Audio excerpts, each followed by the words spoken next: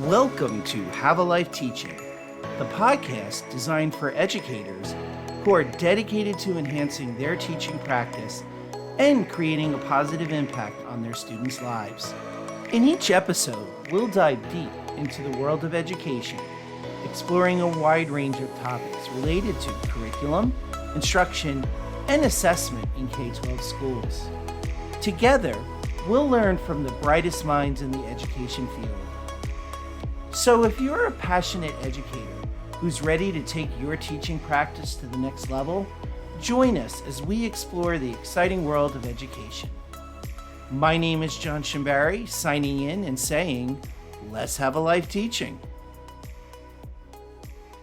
Hello, everyone. Welcome to another exciting episode of the Have a Life Teaching podcast. I'm really excited to be joined by Allison Rodman, who is the CEO and founder of The Learning Loop and author of a recent book called Still Learning, which is all about how teacher teams can partner effectively with one another, as well as what administrators could be doing to set up their teachers for successful collaborative PD. Allison, thank you for joining us tonight. Thank you so much for the invitation, Jen. It's a pleasure to be able to dig into some of these topics together and discuss what it looks like to support educators across our system, regardless of their role. So thank you. I'm excited to be here. Yeah, and I mean, did I get the introduction right where I said we're really going to be talking and digging into how we do teaming better in schools? Absolutely. So I've done, a lot of work in professional learning and how we can make that more personalized for educators, moving beyond just the choice menus and some of the things that we see happening in education right now. And also working with individuals to know themselves as learners, right? We look to educators to be these model learners for our students, and we don't always equip them in that role or set teams up for success to engage in effective collaboration. So that has really been the heart of this second book for me, is really how do we support learners across the system in building both their professional and organizational capacity. Allison, how did you get into professional learning for adults and teaming? How did that become your area of expertise within your consulting? So, John, I've served in a number of different roles in education. I have been a teacher in Virginia as well as in Pennsylvania. I've served as an instructional coach and a school leader. I've actually been a school board member for the past 8 years. And in some of my years as a school leader, I needed to do some serious reflection and just say, hey, we're not doing teacher professional learning as well as we can, right? So we look to teachers to differentiate for their students, to meet them at their individual learning levels. Yet we still continue to facilitate in many systems, one size fits all, sit and get PD. So that was really the impetus for me to begin digging into andragogy or adult learning more specifically and think about what does it look like to do this part of the work in addition to the student learning part of the work better. And from there, I really became a proponent of adult learning. So some of that was happening part-time while I was still a school leader. And then that eventually grew into some of my consulting work that I've been engaged in for the past several years, both around personalized professional learning, as well as helping teams just strengthen both their individual and team and organizational capacity. Yeah, I really like how you said, you really want to move beyond the sit and get, because even in my coaching and consulting work, you see a lot of people coming in, giving folks, sit and get training. Everyone says they're going to go back and do whatever it is they were learning at that training.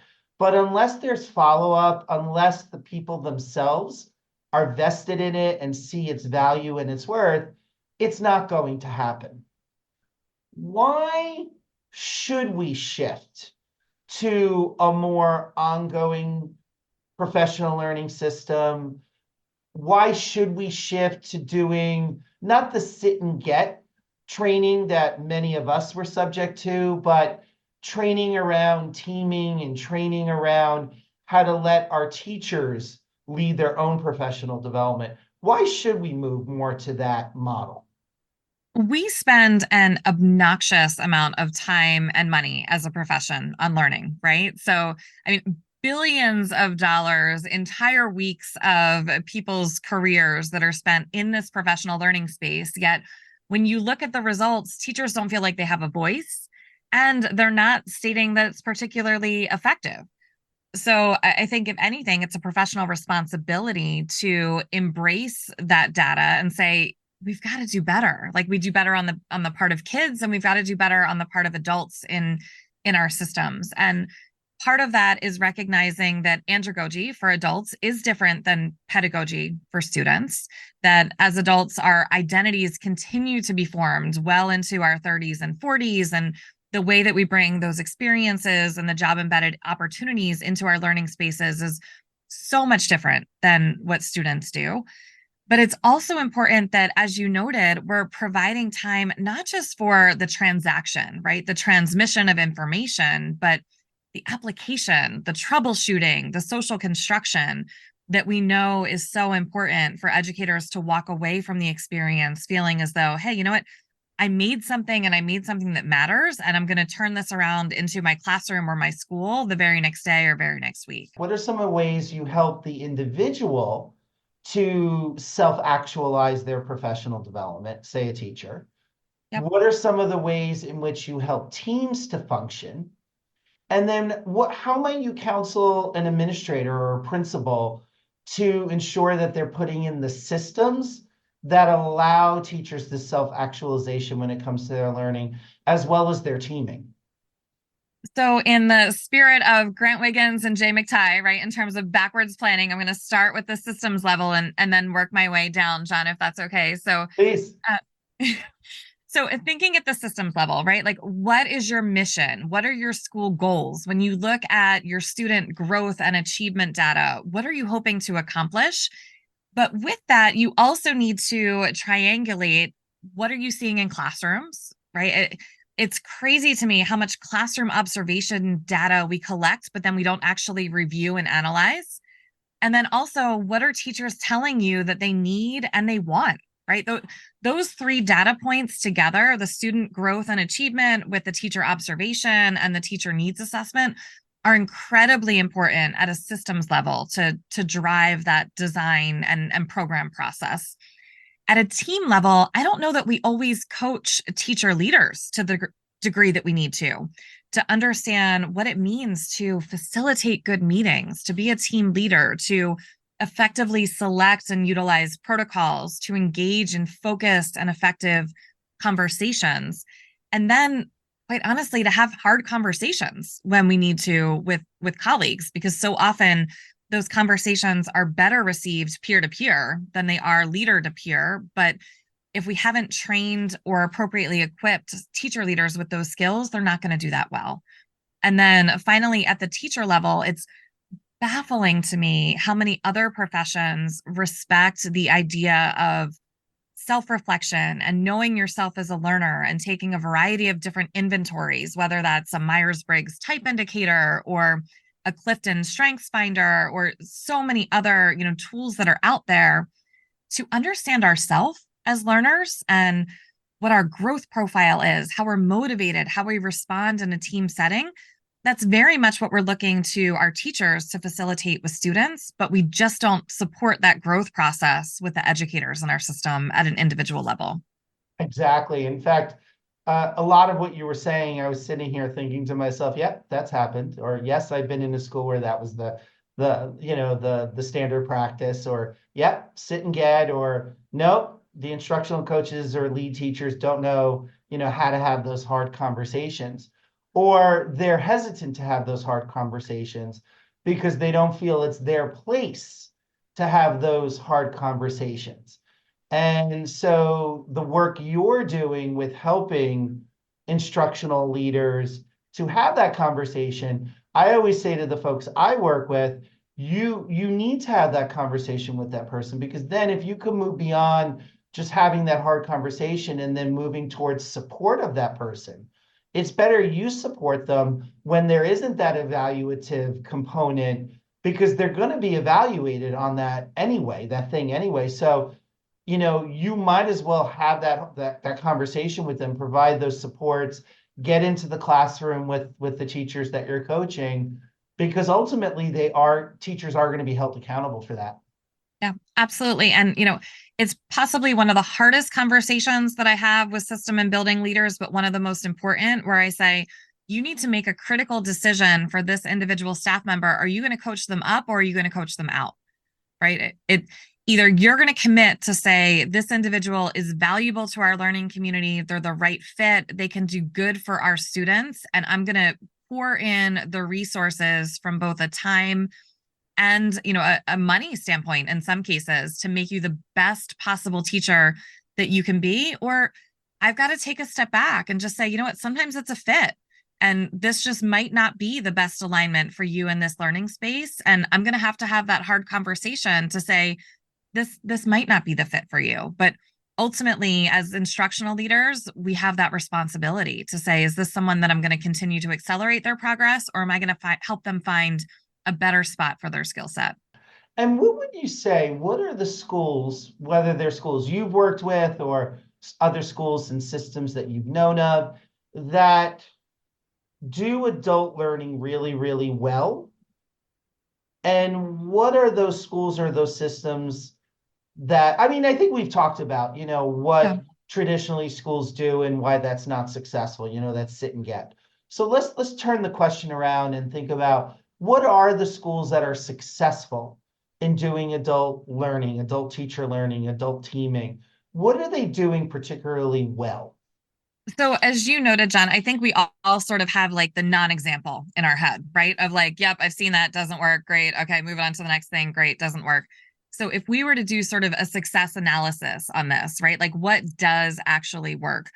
One thing I would say is that professional learning is paramount to their model. They don't see it as this like sort of off to the side when I get to it type of responsibility, but they recognize that in the same way as a leader, you are analyzing and reviewing student data, you're also analyzing and reviewing your teacher observation data and your feedback, and taking that into account and finding those points of alignment in the work. And that starts as early as January of the current year as you plan for the upcoming year, right? So you're not kind of sitting down in July and August and saying, hey, what's my professional learning going to look like? But instead, you're sending out those needs assessments, you're constructing them really well, you're collaborating with teacher leaders in January, February of the current school year, so that by the time you get to the end of the year, like in May or June, you've got that professional learning calendar. You know who your facilitators are. You have a sense of what those sessions are going to look like. And then when you're having those end of year conversations, you're able to appropriately match individuals to the professional learning experiences that are going to accelerate their growth to the highest extent. So it's not just, hey, the week before I'm signing up this workshop, I'm feeling kind of tired, I'm just going to jump in here, right? Which that happens in not just some, but many spaces of like, this sounds good, I'll take it. But it's so much more strategic than that. Like in the way that we approach master schedules with students, we take the same amount of deliberation and intentionality in that learning plan with our educators. And I think the schools that do that well not only do that on the professional learning front, but also, as you noted, in the teaming space to say, hey, you know what, this is how we're going to construct this particular department or curriculum team, or this is how we're going to move this grade level to the next space. And they spend time not just in teacher training, but teacher leader training to make sure that they're equipped with what is a very different set of skills to be a facilitator as compared to a teacher in the classroom. Yeah, I mean, because it's very different. Because when you're a teacher in a classroom, you're teaching students. Mm-hmm. But when you're a leader, you're teaching other teachers, you're teaching Yep. adults. And that's not always the same thing. And in fact, recently I was in a school where I was talking with the lead teachers, and they were very honest with me. And they said, we do this because we care about our kids, but we're not really crazy about telling other teachers what to do. Yeah. And that concerned me on a number of levels. One, it's not really about telling them what to do. It's about being a critical friend and working with them to help Mm-hmm. develop them. But even leaving that aside, being a teacher leader is about developing your colleagues, because if you really care about those kids, those kids might be getting that teacher next year. Or your kids and Ms. Jones's kids might go to Ms. Smith's class next year. And how can we be assured that whether or not these students were in your class or the other class, they're both going to be equally, or they're all equally going to be prepared when they go into this other class where they're all mixed? The other thing that you said that really resonated with me is focusing our professional development, whether as an individual or as a team, whether that's a department team or whether that's a grade team, could go either way, that we are basing it on what the needs are of our students.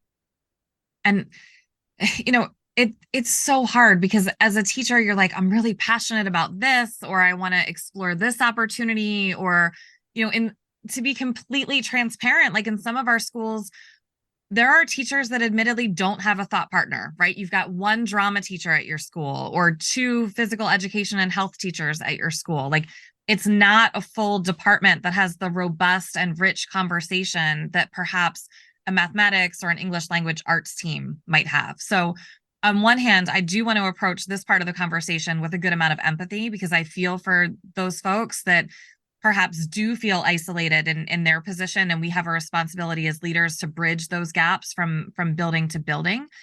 But as you noted, I think there's also a professional responsibility of each other to ask the tough questions, to say, is this the best assessment for our students? Are we aligned both vertically and horizontally within our department? Are we setting students up for success and in the best ways that we possibly can? And I don't know if every teacher leader is equipped to have those conversations, but I do know that that level of vertical and horizontal articulation is not happening in many learning spaces right now. Speaking about the vertical and the horizontal articulation, I'll give an example of something I do when I work with teams of teachers. And you could tell me if that's a practice you do, or what are some of the other practices you use to get that vertical and horizontal articulation. And one practice I like to use with teachers is lesson study. So when I'm working with a team of educators, so right now I'm doing a lot of math work with folks. I mean, in all honesty, it's really around student number talks and student discussion in math. But I'm finding I'm coaching on the same things.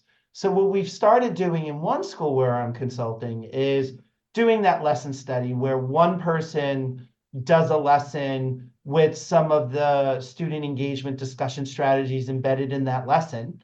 It almost doesn't matter what the specific math content is. Mm-hmm. Then they're videotaping the lesson. We're all looking at it. We're all commenting on where the glows and the opportunities are. And then the next person in the department is teaching. Again, it could be a slightly different concept in math, but again, they're still focusing on, all right, we learned this when we looked at Ms. Jones doing a numbers talk. And we learned and we thought about, well, she did this really good and this is the opportunity. Now it's my turn to do a numbers talk. How am I going to build on those opportunities and improve upon those opportunities? And we've been doing a series of 2 to 3 teachers before moving on to another strategy for engaging students within the learning.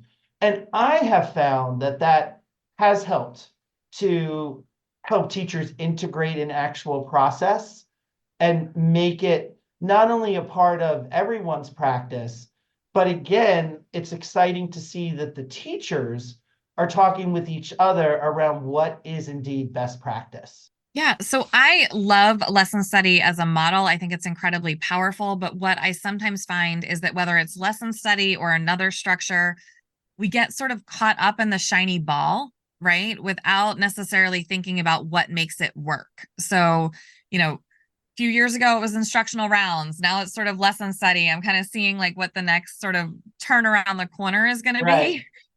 But there are certain things that you pinpointed that I think are effective characteristics, regardless of what the structure is, right? So the first of two things, one, John, is that it's clear and co-constructed success criteria. So at a certain point, that team has gotten together for their particular discipline and grade level and said, this is good teaching, right? Whether you're teaching Algebra 1 or AP pre-calculus, whether you're teaching, English 1 or AP Lang and Comp, like for our discipline, this is just good teaching. This is how we, move through an inquiry-based type of lesson. This is how a student-led discussion appropriately unfolds.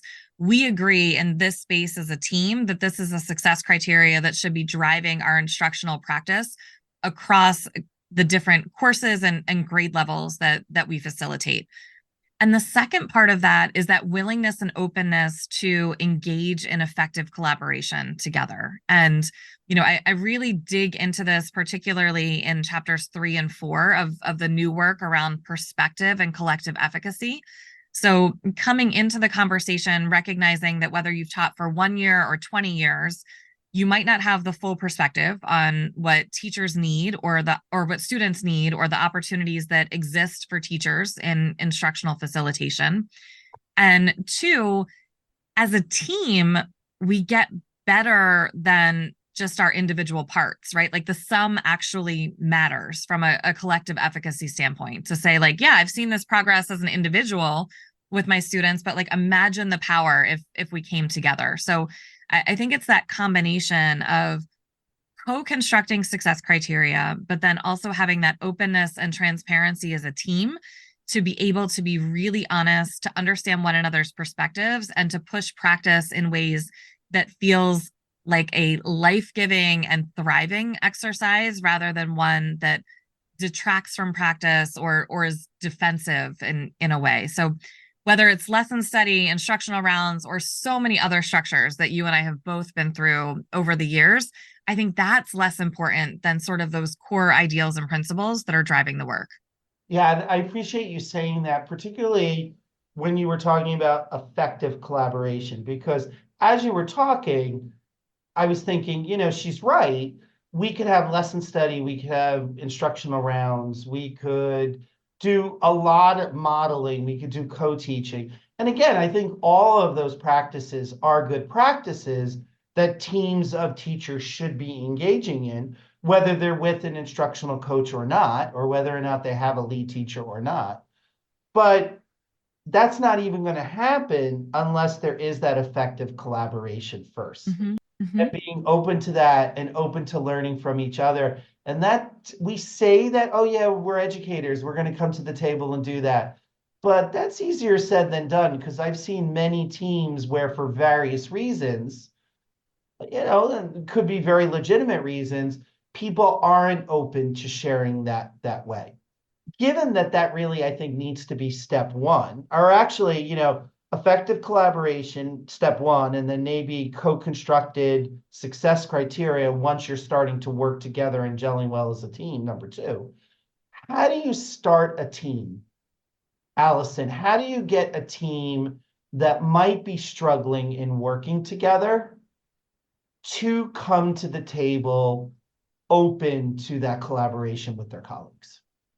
As educational professionals, there is an incredible amount of pressure on us not to be all knowing, but to be like a heck of a lot of knowing, right? Like you're showing up into classrooms with, 20 to 30 kids in front of you. You're coming into meetings with parents. You're trying to work through your practice with board members. Like there's a good amount of both that teaching and leading work that depends on us as professionals to kind of have our act together and know what we're doing. So I think that is not necessarily a natural defense mechanism, but a part of the work that we need to be effective and successful in the role, right? To have that confidence and that enthusiasm for our content that we know translates to students and to parents to say, yes, this is worth knowing. And we're unbelievably passionate about our craft. But the juxtaposition and I think the challenge of that is that it makes it difficult for us to then enter a team space and say, I don't know this and I'm struggling with this and I need support with this, right? To kind of tear off that band-aid. And I always joke with educators, like when we get into a conference space, we are the best at introducing ourselves in that, like, we pull out like the full resume and CV and like walk through every single, position and thing that we've done, when in reality, like, it's not about the stump speech, as Priya Parker would refer to it. Like, it's about the sprout speech. Like, where do you want to grow and how are we going to move forward together? So when you talk about like, how do we form that team? I think the first point is creating that space of safety and belonging where even if we need to operate from a place of strength and confidence with our students and our families and our external community, we can come to those educational spaces internally and say, I need help and I need support and this work is hard. And then the next piece of that is really providing teams with the structures and the supports and the action planning tools necessary to move that work to the next level so that we don't sort of spin ourselves in circles and just say, yeah, this work is really hard and this is tough and I don't know what I'm doing next, but instead engage in effective and action and solution oriented dialogue that then says, okay, this is the first next step. And this is the commitment I'm going to make for this week. And then we'll check in next week and see what the next step is. Because otherwise the profession can feel unbelievably daunting. Yeah, in fact, I'm chuckling here because I worked recently with a team of instructional coaches. And now all of these people were very good in their own verticals, right? In coaching their own teams. But they didn't necessarily have some of those processes that you're mentioning, some of those templates, some of those tools. I mean, they came together regularly to have conversations, but those conversations really weren't captured. And there really wasn't a definitive next step that they were all going to go back and do with their verticals. It was much more organic, which there's nothing wrong with it being organic or having spaces for that organic thought. But again, they weren't capturing these conversations, and so things weren't moving. So I'm sure, Allison, that they have one of those dolls where you push, put push pins in of me, Mhm. because I made them. I made them follow a meeting protocol where they had 5 minutes, and I made them do this, Allison. I made them start with what's the good of the order? What are you happy about? What has the success been in the last week? Then they could talk about, all right, what were our items from last time? Where do we stand with those?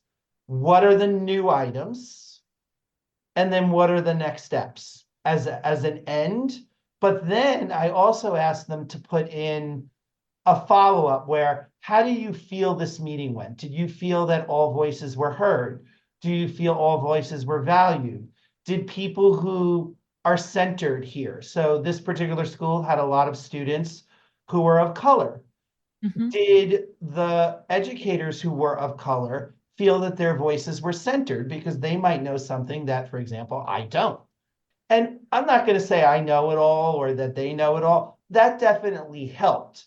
So when you talk about these protocols to get people focused on the work, I do think that that helps. What are some of the other protocols or specific concrete steps you would recommend? So protocols are definitely one step, and there are some amazing resources out there, that are free where you can really think through, what is the intention of this meeting, as well as action planning tools, right? So that when you kind of get to the end of that debrief session, you say, okay, this is how we're going to move things forward. But you mentioned sort of the system challenges previously, and I don't want to overlook that part in this process Sure. because so often when I work with leaders at a system or a school level, and we look at the different team engagements and professional learning opportunities that are available to them, and we say, I will pose the question quite innocently, like, what is the purpose of this? Right. And they'll say, well, it's our new teacher induction program, or it's our PLCs, or it's our workshops. And I'm like, okay, great. Like, that's the category, but like, what's the purpose? Because I can look at a new teacher induction program across 4 districts, very similar, right next door to each other, and they could have 4 completely different purposes, right? Like, one is we're going to get you used to the building, how to use the copy machines, and like how to just get around. Another could be, these are the key personnel that you need to know that will make your life as a teacher successful.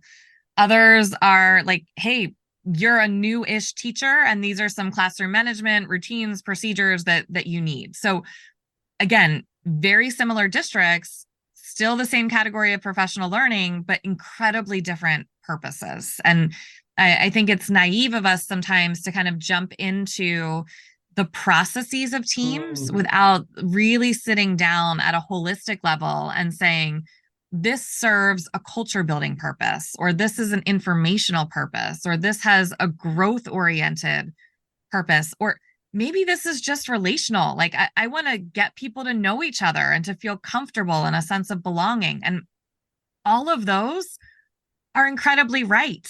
Like 110%, they have a space in our schools. But if we're not defining that purpose of professional learning or team collaboration very thoughtfully on the front end, it makes it difficult for leaders at all levels to select the appropriate protocols, processes, and action planning tools to drive that in a meaningful way. Because what you just described could very much be just a team with a relational purpose. And mhm, there's nothing wrong with that. right. But if we want them to move to action orientation, then we've got to construct that a little bit differently. How do you help school leaders to be the cheerleaders in defining that purpose? So part of that is, coaching them around voice. What does it mean to include and also define what educator voice looks like in the process? Because we've all taken that survey that we know no one did absolutely anything with, right? We're like, oh, great. I'm glad I spent 20 minutes of my life doing that. Nobody's done anything. So if we're going to put a survey out there, being very clear about these are the components we're going to act on immediately in the midterm, the long term, or we're just kind of still reflecting on. And then also engaging those educators in a co-creation process to say, this is where, some of the survey results led, or the needs assessments and our student data is pointing us. What are you seeing, right? Like, let's co-create this experience together. Do we need to offer more of a sustained model? Are there areas where we just need one and done? Because sometimes that's okay, if we're honest and upfront about it. But engaging educators sort of in that co-creation process so that not only they feel their voices are heard, but they're also crafting what that design looks like instead of it just being passed on. That transparency, but also authentic co-creation and social construction is really important as a part of that work. We've talked about a lot of things in a very brief amount of time, but is there anything that you felt we talked about that we missed, or anything in our conversation where you feel we've missed something? So the one point that I would highlight, John, for both educators at all, levels of the system, as well as the leaders and even individuals outside of education that are sort of contributing to this work as a voter, or, whatever role, or as a parent, the roles that all of us seem to play in education, right, is to value some of the stillness and reflection that is so important to this space. I think we're in a place as a society and a profession that it's so busy and so overloaded, yet we encourage students to reflect and we encourage them to step back. And in many teacher evaluation frameworks, professional inquiry and reflection are a part of that work. But we're not making enough space for people to pause and to be able to reflect and think about those decisions from a leadership standpoint and an instructional one that were effective and those that need to be refined. And I think if we could create more space and opportunity for that, we could be much more strategic and intentional about leveraging the generative opportunities that are before us in education right now. So I think whether, you're a parent just kind of tuning in, curious about education and the impact that it has on your own students, or you're a leader or you're a teacher who is very much in the trenches right now, not feeling guilty about stillness and reflection and recognizing that that is as important a part of our craft as so much of the busyness and multitasking and everything else that has come to be sort of a hallmark of the collective work that we do. So, Allison, where can people find out more about you and your work? I can connect with folks on my website at www.thelearningloop.com. I also am across social media channels at The Learning Loop, and very similar to you and your work, John. I'm not kind of a one and done type of professional. It's not my style. So I very much value the opportunity to engage in thought partnership and collaboration with folks. So as you're, reflecting on this and want to talk more about what that might look like in your space, please don't hesitate to reach out.